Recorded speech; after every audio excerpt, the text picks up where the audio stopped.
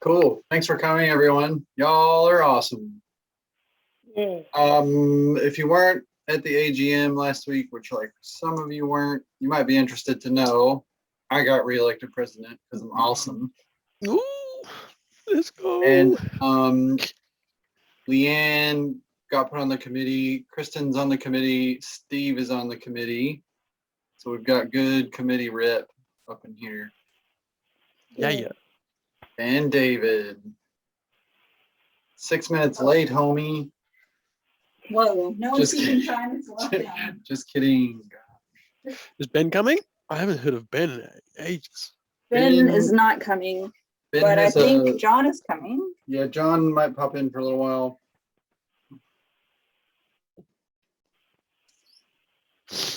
Oh, I'm so snotty. We'll go 3 more minutes. And then we'll get rocking. Skylar joining soon. Cool. How many zones are we talking All the zones. about? All the zones. All the zones. Arrowhead. Yeah, we're gonna Yes. talk about Arrowhead. Heck yeah. We prepared a little slideshow, guys. Oh, let's go. Oh boy, this is professional. Well, I obviously am really bored, and I'm not working, so I'm doing frisbee stuff. I'm very impressed. Whoa. What? The slideshow. Well, we're gonna kind of work through the slideshow together. Sorry, we're gonna like type in it as we go. We are. I guess we'll go ahead and get started, and people can just join as they join. But we're just gonna cover some real basic zones, probably like I don't know, 3 or 4, and Some of them are not so basic. there's some that aren't so basic, which we might like briefly talk about, but probably not gonna run with our team this season. Cool. So we'll get So a are little we bit of. asking questions in between or at the end? I reckon just ask as we go. I think that's fine. Just interrupt. Nobody. yeah. No. Sounds good. Just barge. Yeah, just barge in. So we've got obviously some reasons that we would think we want to run a zone, but just to get a little bit of interaction from everyone, what are some good reasons you guys think? Just shout them out and we'll type them in. It's windy. You guys can see my screen, right? Yeah.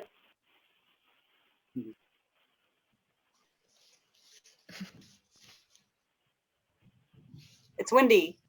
What other reasons?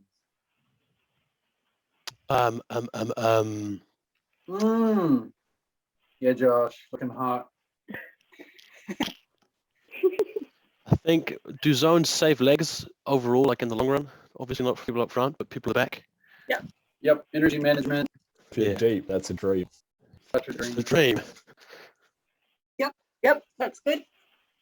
I shotgun deep. Did you say shock? What did you say about deep? What? I said I shotgun deep. Shotgun deep. Yeah. Shotgun deep. What does that mean? Like Maybe to put pressure like on their handlers if they don't have a super strong handler setup. absolutely. Yeah, we force more passes, right? We Yep. just up the number of passes by a huge amount.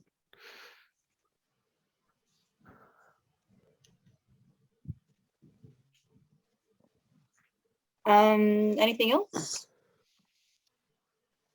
There's one big one. Sometimes it's just good because it confuses the other team. It's true. Whoa. There's one big one though. Especially if we don't know what we're doing, and then it makes them confused because they're what are they doing? They don't know what they're doing. Well, I'm so I'm gonna confused. go. You're talking. I'm so confused.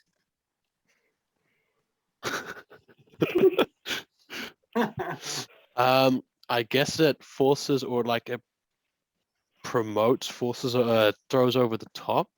Yep. Like, sorry, we're like letting riskier throws go. Yep. 5 out of 50. That's the good. Give our defense more time to get a bit. Yeah. A couple others that we've thought of are if we're potentially quite mismatched. Bro. So we've got playing against offense, we're really fast and we just can't keep up with them. just kind of gives us a chance to maybe put some stronger players in a position to take on more people, I guess. Mm. Oh, if they did it and it worked against us, so we're like, oh, we should do that as well. Yes. Yeah. 100%. What would you call Reading that? the game. Reading the game. Reading the That's game. Yeah. cool. And then the other one that we had thought of was allows to control the field. So on normal offense, I guess, if your team is setting up in a vertical stack, the team, if you're playing match defense, the team that's on offense is one step ahead, right? So they know where they're cutting and where they're going, and they're controlling where we respond to them. And in a zone, we're flipping it over and we're making them respond to us. So Nice. any other? So like we choose where the traffic goes, kind of thing. Like we Yeah, allow. exactly. That's nice. True.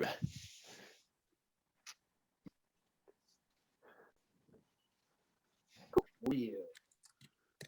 Any other reasons? Any other good things about running a zone? I suppose the other point that you made about mismatch was us being sort of disadvantaged. But if we wanted to turn the tides on them, if they have particularly weak players or whatever, we can potentially try to expose them a little bit more as well, I suppose. Yeah, definitely. Yeah, and some of the zones that we're going to talk about do exploit teams that don't use all their players and teams who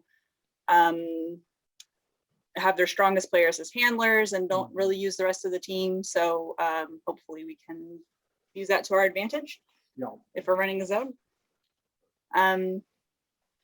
Cool, so we'll move along. So some other things that we can help fill in. What are some things that, so a zone, obviously, I'm assuming everyone kind of knows what that means, but we're going to be marking space on the field instead of an actual player.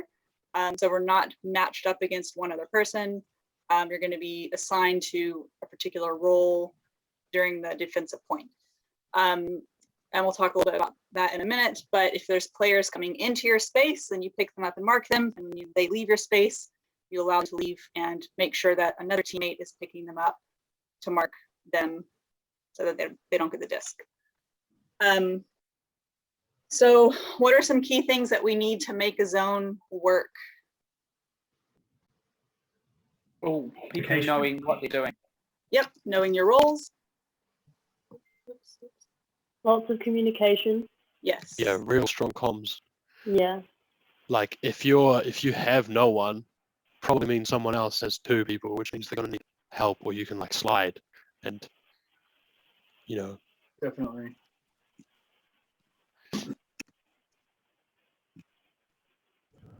Sideline is also a part of that communication.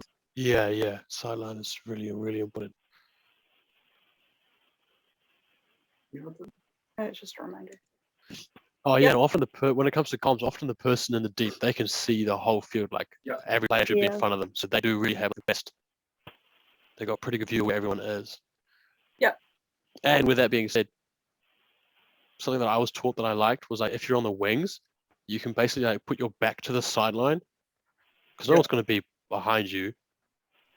So like, yeah, wings can literally just turn their back to the sideline and also have a pretty good view of the whole entire field.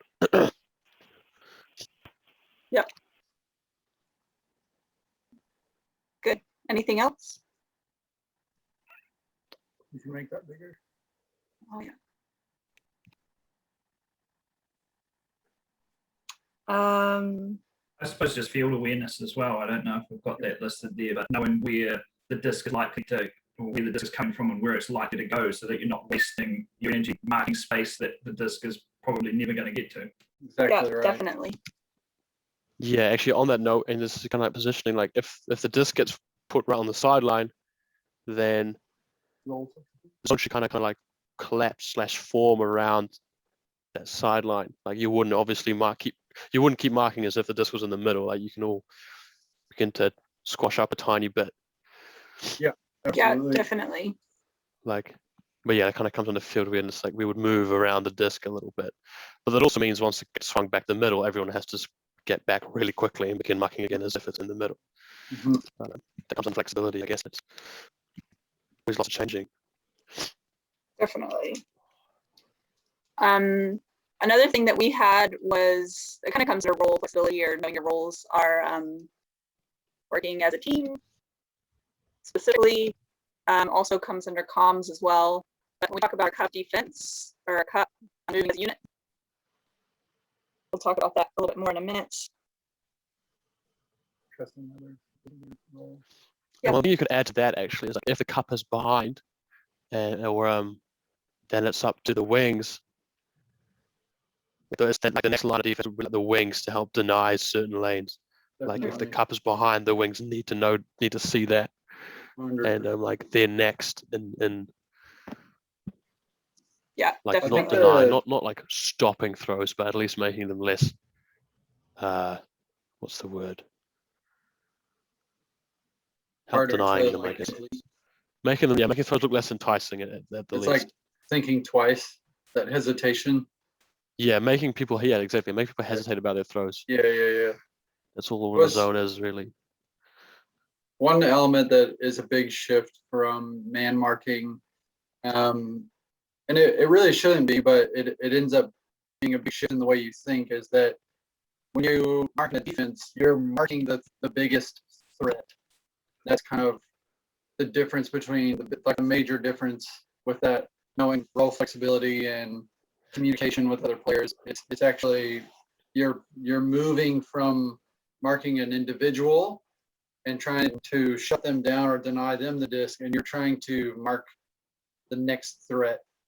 So, and there's really good YouTube videos, examples of that we'll watch, I think, together. Right? I might try to watch a video. Yeah. It may or may not work on Zoom. I think it should, if you do screen share. Yeah. Yeah. I've tried to watch other people's videos and it didn't work very Didn't good. But the link is there with the time if you want to watch it. That's one of, if you watch any games, any of the world's games, Japan always has a really, really nice zone. Man. And the zone that they tend to run is a really interesting zone, one that we probably aren't going to run because it's a little bit complex, but it's really cool and you can kind of see general roles and how the team moves and works together. So You feel can free pick up to, really good zone habits. yeah, feel free to watch pretty much any Japanese game. You'll see them play a really interesting zone. All right. Zone. Anyways, the last thing that I had is here, we're going to contain first, and then put pressure second. So kind of coming back to our roles. Your role is to stop the next threat, like Kelby was saying. If the disc is moving up, like given those, we want to contain that first, and then we want to put pressure on them and not allow their round to pass and that sort of thing. I'll talk really quick here because hopefully we don't want to be here forever. I'm just gonna put in a new slide.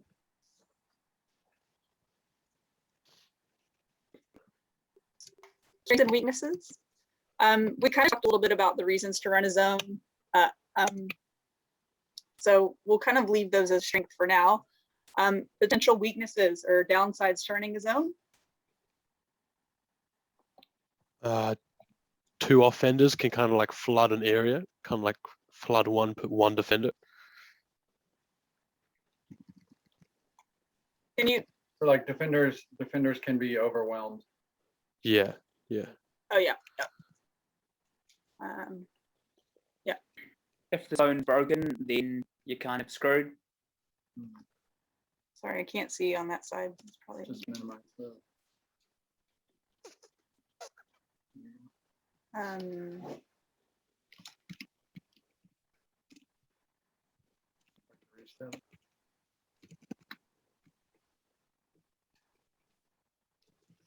I'll reestablish.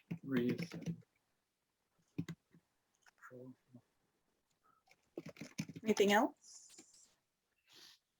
It is pretty energy intensive for those that are in the front line, being one of the people that is normally in the front line. It knackers you.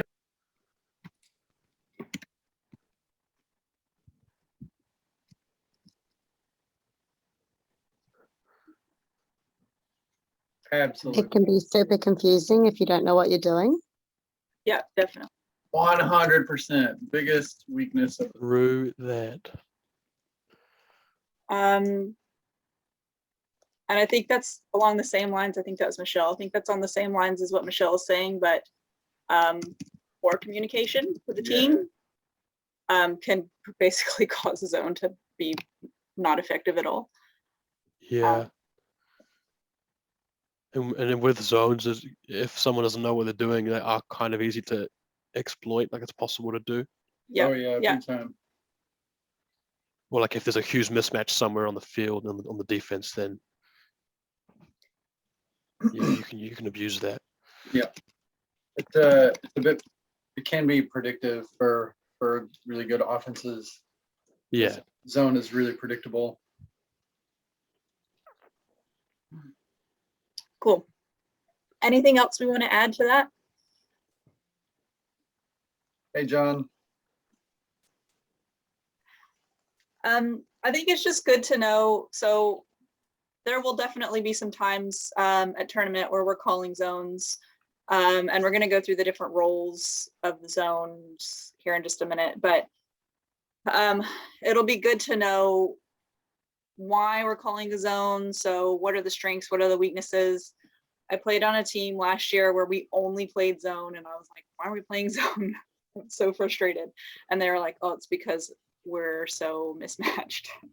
And I was like, I just want to play match. So yeah, I think it's good to know the reasons if we do decide to run zone. And it'll be good practice for us. So we might run it a few times and it might not work, but if we keep running it, hopefully we'll figure it out. So by the time we get to nationals, we're probably not going to be doing that anymore. We're hopefully going to be doing stuff that works, but at our warm-up tournaments, we might run them and just practice them, even if it's not windy. Yeah. So, cool. We'll hop into the zone here. So we've got the cup zone, or 3-3-1, as probably the most standard zone that people know. We have, does everyone understand my diagram? Good. Does no one not understand it? Good. So so we've got the field here. We've got 3 handlers back with their Taranaki Ultimate Frisbee. And we've got 4 downfield players here set up in a horizontal stack. Our black marks are the defenders. So we've got 3 people here forming a cup. So we've got 1 person on the mark. We've got 2 people 3 meters away forming this little cup here. We're not allowing any passes to the break side or to this inside lane or straight ahead. So the idea is we want to force the disc this direction to the open side swing or reset. We've got these 3 players are called the cup, or they might say they're going to chase. They're moving as a unit wherever the disc goes. These are going to be the people that are on the mark. So we've got 3 people here. These are our wall, or our wings here and here, wings. And then this is the middle. And then we've got 1 player deep. So a lot of times when we're picking who goes where, ideally we want to have everyone rotate through these positions during practices at some point, so you understand what the purpose of these roles are and how to run them. It also will help you make you a better teammate, because you know what other people are doing when they're in those positions and you're not. But the main objective of the cup here is to control the movement of the disc. We want to keep the disc, ideally we can get the disc over to this sideline and trap them over there. The wall here, these defenders are going to be stopping the continuation or the next pass. And then the deep player is stopping anything, hopefully over the top, or anything deep. You want to talk more about the roles? I don't think I have enough detail. That's probably good. The biggest thing with this is that It's okay to have a lateral movement. We want lateral movement, meaning from side to side. And this is typically how an offense will respond to a zone. The next most important thing is that this position and this position is what we're calling the wing. So here and here. Oh. So they're potentially the most important role on the field because they prevent any movement upfield. So even if the cup gets beat lateral, even if it's a break side swing, those, Like Josh was saying, you can put your back to the sideline. those wings are taking away the next threat. And that's probably the key. Everything kind of hinges on that wing performance. The cup can shut down one side or the other, but a really good handler, and inevitably we're going to face good handlers. They'll be able to break a cup without much difficulty. So yeah, I would just say the wings are probably the most important job in this zone because they prevent any upfield movement. And if we can take away the next threat, like if the disc gets put in a position, if the disc gets swung to this person, they have a wide open pass to anyone, right? So the wing here, they need to shut down this whole lane right here. And obviously this middle person is going to help achieve that. But So I think the biggest thing that people struggle with is they panic if the zone gets, or if the cup gets beat and the disc gets around on the break side, or even if they get a little bit of space, that's fine.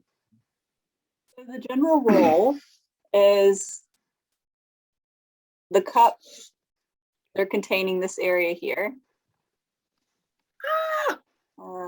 Seemed backward. Not too back. Oh no.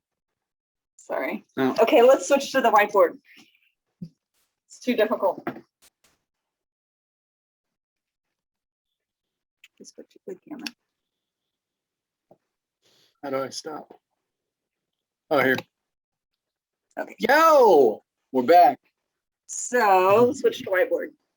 I do have a question though. Ask a question. All right.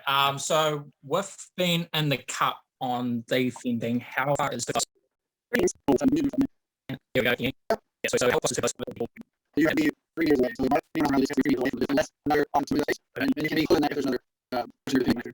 So being on the building, don't person this. So you need to be close to the field. Bring color people. So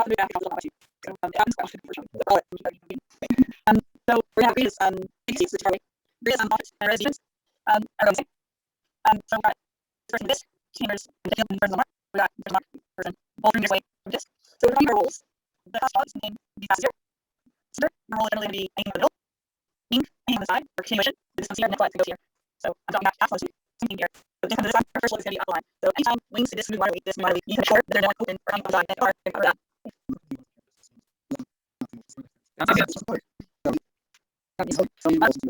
So I think that can happen. I can see the player says, let's say this comes over here. This player might collapse in. What you want to do instead is not back and see who's behind you. Okay? So if this comes towards you, you're pretty much gonna be rushed away. And the cup is gonna here, and then I can back. But as we see here, yeah, hopefully it's not trying to trade off the players. What match important to do if you go away is users.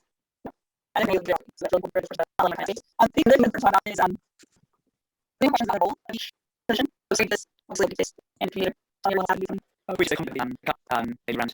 So you've got the person on the mark and it's from the just helping the order force reading across and then the person on the left, the little piece that little angle. That's the hand, so that's the side possible, and then the next the side possible. Yeah. So if you're on mark, I'm being return. If you're on mark, this person should not be on any of the local. Because you see what all this person only about is for the so this is something around. This is something the inside. So what do you think? So this is something around. If you go around, you can right. This is something the inside.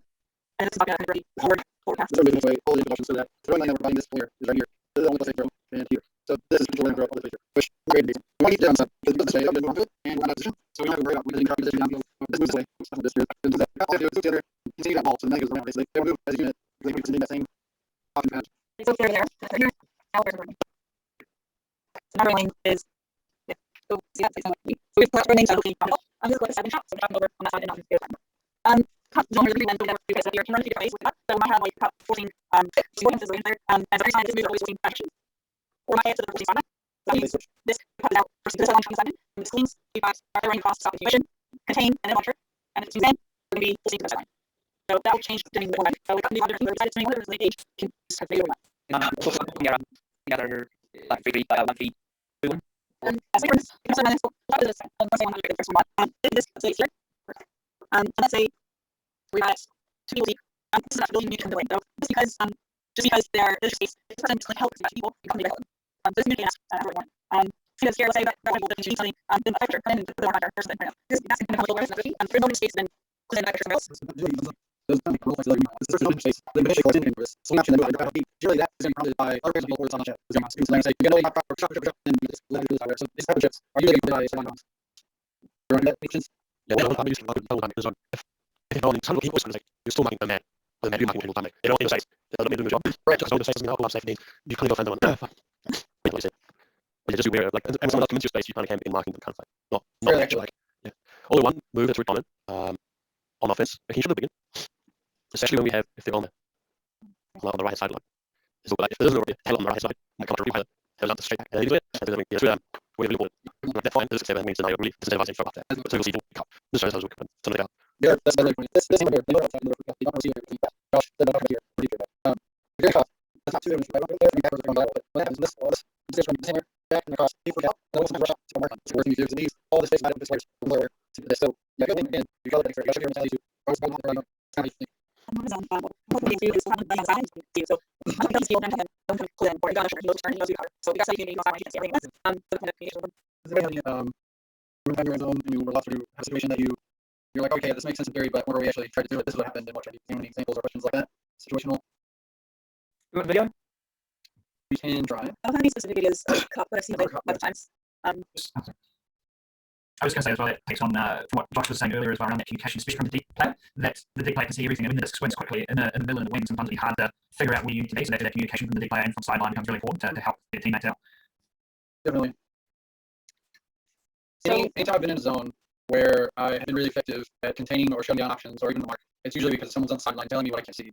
And it's typically somebody that's not trying to be vocal, right? Like a lot of players they're not confident in what they're trying to tell their teammate, right? So they don't say anything at all. And I get that. So part of understanding and going through theory is becoming more confident in your callouts to your teammates. So, you know, you see there's no one in their area and there's no threat behind them. You can tell them push up, you know, or crowd the space. If there's threats behind them, you say drop. You know, you can see the disc is about to swing and there's a huge threat on their side. And they're not privy to that. You can tell them, hey, drop now. And it's always helpful to say name, Josh, drop, or John, push up.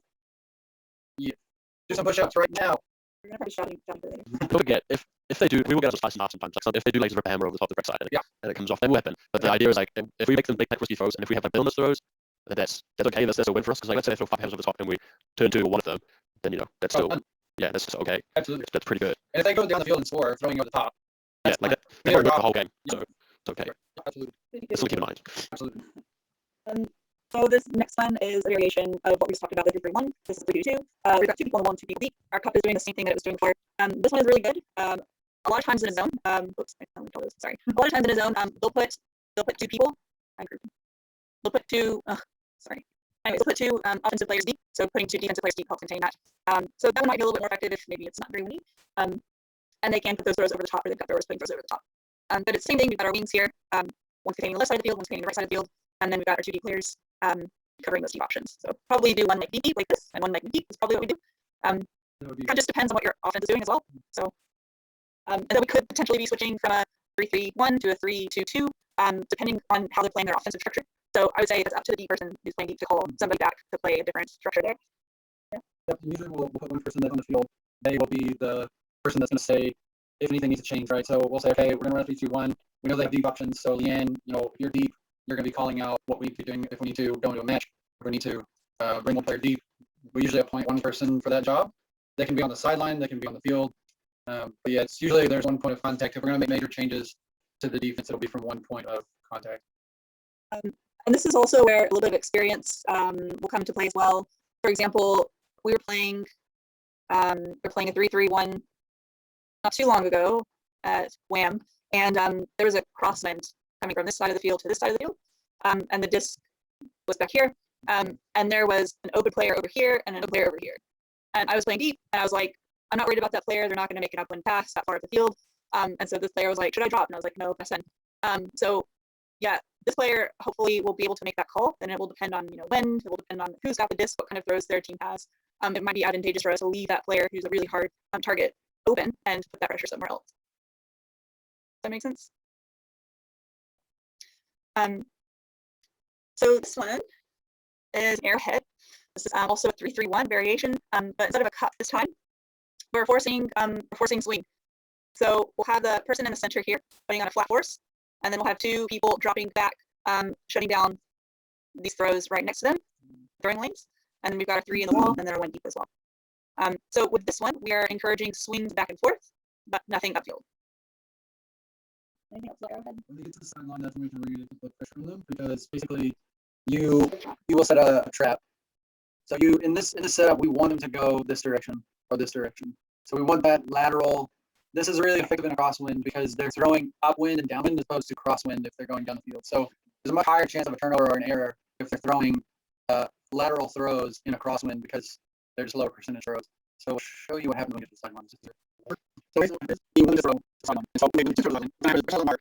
This is basically this is really people they can from the mark. This person after having this double on area. And basically, this person on this side. They come and mark the option. The mark is one option. So we have one defender the same way the swing. And another defender that basically preventing this inside throw. So they're here. They're going to throw either an out bounce around. So you out bounce this around, or this person behind this. They're not actually in the space because they're part of the skate. You're back to the right. But basically, they're shooting to the sideline. So you're trying to one line. So in the setup, we're encouraging the defense, we're encouraging the throw to the sideline. You have two people. So two people on my side. Here, we're one throw there. Because then we're going to be Yeah, I know what we do. It's holding for around the sideline. So if you can like a little bit, the break, the line that you draw and maybe and swing it. Just stay with them and video on the sideline. So what is this? Yeah, so I'm putting here. We drop and we yeah. This is the same on this. It was with one where the outside person loses this. Yeah, and there's not a if we in the crossing. I don't think it's here. Because they can just take that. They're like they're down and deep. And I can swing up down and doing what the cross is. For instance, here, this should be all down to you. Or blind, just be that. And now it's deep that road. The blind will go outside in direction. From here, how are we going to do it? Then prevent. Prevent the forgiveness. This person says this something they're making. Well, then, also, it's a big pass. This time. This person here in this space. There's a deep back to behind him. This person is saying they go back. There's a win. So the win. They're here. They can get I go very versatile, very adaptive to information. It's less because you have to be this information to put the response you want. And how do you get a whole information that the case scenario look for? And then you be relaxed as the defense wants to push so hard, then you can control the on field. Bear has best defense zone hits. So we might give it a try if we play here for teams. Makes sense because the only way the hex works is by creating passes in any direction. And if you put on an arrowhead, the only passes you're allowing are backwards. Hey, coming in, I'm going to cruise. Thanks for watching us. John. We'll see you guys. Bye bye. John. See you, bro. The next one we're going to put on is what they call the clam. It's a 2-2-2-1 zone. I'm not like a huge fan of them, but it's effective if your team's running a vertical stack. But I think a lot of times if the offense sees a ring zone, they'll switch to a horizontal stack. So if they did, I don't think that this is quite as effective. It doesn't break vertical stack though. So if you potentially would come out with this setup to cause the offense to react. So they potentially wouldn't notice that this is zone right away because you have two people in the handlers and then you have the other 5 people on your team are spaced on either side of the stack or behind. So they potentially won't really recognize that it's a zone when you come out. And so they could potentially just continue running vertical stack because it is confusing. It's not a formation that is common. So it is confusing to offensive teams come out and are like, oh, it's a don't know what it is, just keep running the offense. So it can be really effective for teams that don't recognize all this a clam need to change into a horo. It's the same concept as the other zones that we've talked about. So this person is covering this space. Sorry, this person is covering this space. This person is covering this space. You guys get the idea. Everyone's covering a section of the field. So we've got open side because it's forehand force. Open side under, open side deep, break side under, break side deep, and then deep, and then we've got a mark on the handling. Who's covering that part of the front stack? That's also this person. I was gonna say, yeah, that person marking the front of the stack, if that front of the stack gets hit, it'll be with like a really inside shot. So Yeah. it's gotta be super ready for that. If that was the disposition, this person would probably actually be here. Yeah, you kind of creep around a little bit, or like move back and forth to Just- incentivize it, and then Realistically, that's what 3 steps from here to here. So we could, I guess, have it maybe like this. Yep. Because the chances of them throwing in this area, I mean, that'd be what, a hammer. Probably more likely to throw over here deep, and then they can cover deep. And also, depending on the position of the disc, like right now, there's no break side swing option. So potentially, even this person recognizes that, or this person recognizes that these people all push up, right? And this person potentially will come and push into the stack to make that more cluttered. Because I've got this person stopping any break side like pops, if you know what I mean. So this is a highly versatile, very dependent on communication. Requires a lot of switching. So you might pick a person to mark up while they're in the stack, and you have to be communicating with this deep and under setup. You constantly have to be saying, you've got one coming, I'm dropping off now. You've got to be constantly communicating. However, it is really versatile and adaptable. And from this setup, you can form into an arrowhead really quick and easy. So if they do figure out that, oh, it's a bracketed zone, we need to go into a horo, it's really easy to go into an arrowhead setup from this situation. And what does this look like if the handler is out for a break side reset? Right. It's easier to control. So if this is the situation, right? This is a little bit easier to control. And basically, these two people are really doing the lion's share of the work in this particular scenario, because this person's job is to stop all the unders. If they come under and they mark something here, like this person. Or sorry, just to stop you short there, I think I may have just realized the answer to that. Do you just always force them sort of the opposite, like into the center of the field, so that essentially that situation doesn't arise? Not necessarily. Potentially, if anything, you would force a sideline all the time, because you want to use the force. Basically, you want to use the force as much as possible to your advantage. And this mark is going to be heavily contesting that open side. So this is kind of a situation where you're doing the opposite of what you would normally do. In a cup, you are fully committing to stopping break side passes. In a clam, you are more, as a mark, you are putting more pressure on the open side, because if they do swing it, that's not the end of the world for us, because we have these players over here picking up any break side pops. Anybody that pops out of the stack on that break side is covered. So this person is actually, they are forcing sideline, but they're taking away all this middle ground here that would be the biggest threat to this setup, right? In this, if the door here, let's say, this person comes out to defend something under. If there's a simultaneous cut, which you will see a lot, leave myself a space here, but this happens a lot. Potentially, that whenever you would have the deeper swing on the break, pulling over into the stack to mark that second option. So before this cut situation would happen, this deep person on the break would push into the stack. It's very unlikely that there's going to be a throw into this space, and if there was, this person is likely to pick it up, because that's a big throw, right? To get the disc into this space, this person's going to have a bit on that. So that means this deep person on the break pushes in, and they pick up any secondary cut on that open side.